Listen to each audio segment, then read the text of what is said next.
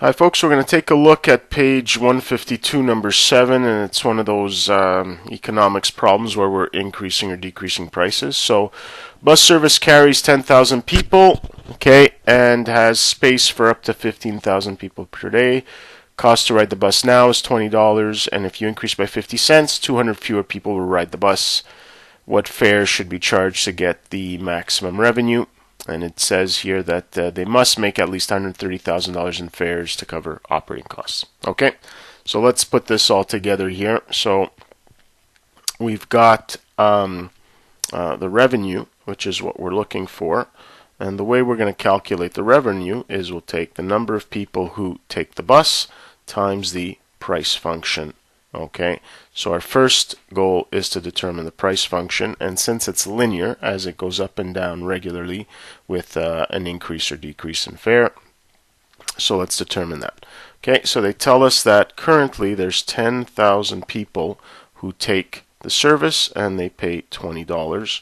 Okay, and if I increase the price by 50 cents, 200 fewer people will take the bus. So 9,800 will take it if I charge $20.50. Okay, so the slope here will just be, well, y2 minus y1, so negative 0.5 over 200 difference in the x's. Okay, and that's equal to negative 0.5 divided by 200, okay, negative 0.0025.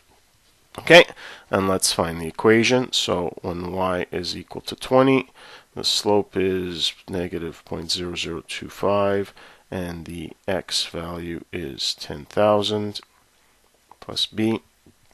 So b is just equal to 20 plus 0.0025 times 10,000. Okay, so 45. Okay, so our price function is going to be negative 0.0025x plus 45. So our revenue function is just going to be a quadratic, so negative 0.0025 x squared plus 45x.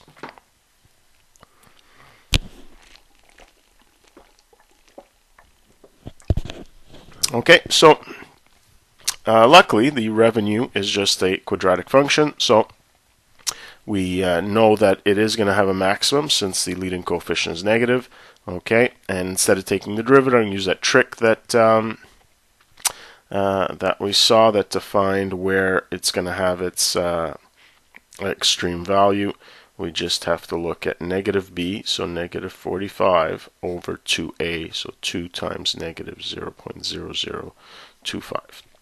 Okay, so let's calculate that.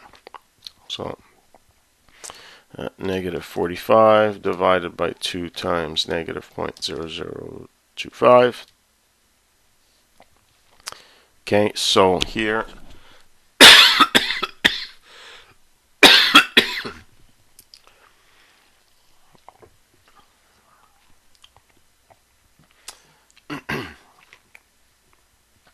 okay, and that doesn't seem right. Let me check that again here. Okay, so negative 45 divided by, oh yeah, sorry, I didn't put the brackets. See, I knew that should have been a much bigger number, times negative 0.0025. Okay, so there's a little life lesson, folks. Make sure you're always checking in your head whether your answer actually makes sense. Okay, so x is equal to 9,000. Okay, so that's the number of riders. However, I don't think that's what they were asking us for. They were asking for what fare should be charged. Okay, now before we calculate that, remember that they said the revenue has to be at least 130,000. So let's check that the revenue when there's 9,000 riders does meet that, or else we're going to have to rethink the problem here. So here, let's negative 0.0025 times 9,000, okay, plus 45 times 9,000, Okay, and we see that this definitely exceeds the 140,000, 30,000, so that's okay. So again, because this is a quadratic, I know that this has to be maximum, and in order to find the price to charge, we just put it into the price function. So P at 9,000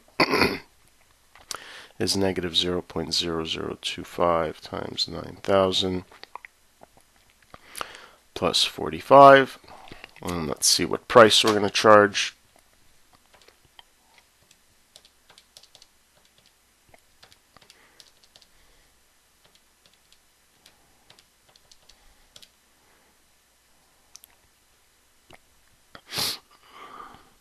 Okay, and again, something went wrong. Let's see, what did I do? Plus 45. Oh, sorry, I multiplied that by 9,000. So again, apologize, folks.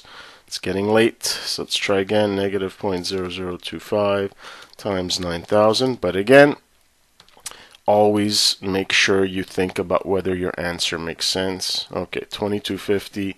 That makes a little more sense. Okay, so there we go. After a few stumbles, we finally got to the answer. Okay, that's it.